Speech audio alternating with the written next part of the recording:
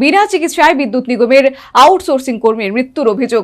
প্রতিবাদে বিদ্যুৎ ভবন ঘেরাও সহ রাস্তা অবরোধ আউটসোর্সিং কর্মীদের। পরে সদর মহকুমা পুলিশ আধিকারিকের আশ্বাসে রাস্তা অবরোধ প্রত্যাহার করে নেয় মৃত আউটসোর্সিং কর্মীর সহকর্মীরা। মূলত আউটসোর্সিং কর্মীর উপরই নির্ভরশীল রাজ্যের বিদ্যুৎ নিগম। এই আউটসোর্সিং কর্মীরা তাদের জীবন বাজি রেখে রাজ্যে দিবারাত্র বিদ্যুৎ পরিষেবার কাজ করে চলেছে। আউটসোর্সিং কর্মীরা বিনিময়ে এরা অগ্নিমূল্যের বাজারে প্রতি মাসে পাচ্ছে নামমাত্র মাসোয়ারা। কিন্তু এই অবস্থাতেও বিদ্যুৎ নিগমের একাংশ দায়িত্বপ্রাপ্ত বাবুরা এই সমস্ত জীবনের ঝুঁকি নিয়ে হাড়ভাঙা খাটুনি করা আউটসোর্সিং কর্মীদের দিকে মানবিক দৃষ্টিপাত করছে না। রবিবার এমনই অভিযোগ উঠে এলো কর্মরত আউটসোর্সিং কর্মীদের কাছ থেকে। বলতে আমরা একজন স্টাফ স্টাফ হ্যাঁ গত এই মাসের 6 তারিখ সকালবেলা 8টার সময় অফিসের আন্ডার আসছিল, অফিস লাইন অ্যাক্সিডেন্ট হয়েছে। তো কালকে 12 তারিখ দুপুর 2:40 নাগাদ মারা গেছে। কিন্তু হ্যাঁ অফিসের স্টাফ যে যারা আছে না, অফিসের বা অথরিটি কোনো রেসপন্স নাই, কোনো কিছু নাই, কোনো হেল্প নেই। এখন যে আমরা কাজ করলাম বা হ্যাঁ যে মারা গেল বা একটা অ্যাক্সিডেন্টালি হইলো, দপ্তরের লেগে 10-এর 7 লেগে তো হ্যাঁ কাজটা করতে মারা গেছে। হ্যাঁ লাইবিলিটি কি আছে বা হ্যাঁ পরিবারে কি চায় বা কি পাইব এমন কিছু একটা তারা অনুভূতি করে দিয়েছে না। প্লাস এখন যারা এই দপ্তরে যারা 19-12 এফআরটি যারা কাজ করতেছে, এফআরটি কোম্পানি যারা কাজ তারা লাইবিলিটি কি আছে? নেক্সট টাইম একজন লেগে একটা ঘটনা হলো, তাহলে সেম কাউন্টার এইভাবে অবস্থা করতে হবে, ধারণা দিতে হবে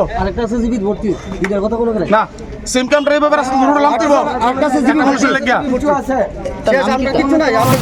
তাদের বক্তব্য, চলতি মাসের 6 তারিখ রাজধানী নাভি কেন্দ্র অফিস টিলা বৈদ্যুতিক লাইনে কাজ করতে গিয়ে ওপর থেকে নিচে পড়ে গুরুতরভাবে আহত হয়েছে লাইনম্যান তাপস নম দাস। সাথে সাথে তাকে জিবি হাসপাতালে নিয়ে যাওয়া হয়। শুরু হয় চিকিৎসা, কিন্তু দীর্ঘ লড়াইয়ের পর রবিবার মৃত্যুর কোলে ঢলে পড়ে সে বিষয়ে কর্মরত আউটসোর্সিং কর্মীদের অভিযোগ, দুর্ঘটনায় গুরুতর আহত তাপস নম বিনা চিকিৎসায় মৃত্যুমুখে পতিত হয়েছে।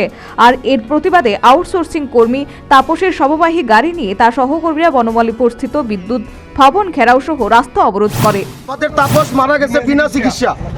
আগামী দিনে আমাদের এ পার্টির লাইনম্যান, হেল্পার, ড্রাইভার কেউ যেমন বিনা চিকিৎসা মারা না যা। আমরা যে কাজটা করে সে কাজটা কোনো অনেকই রিস্কি কাজ। অ্যাক্সিডেন্ট হইতো না এমন কোনো কিছু কেউ করতে পারতো না।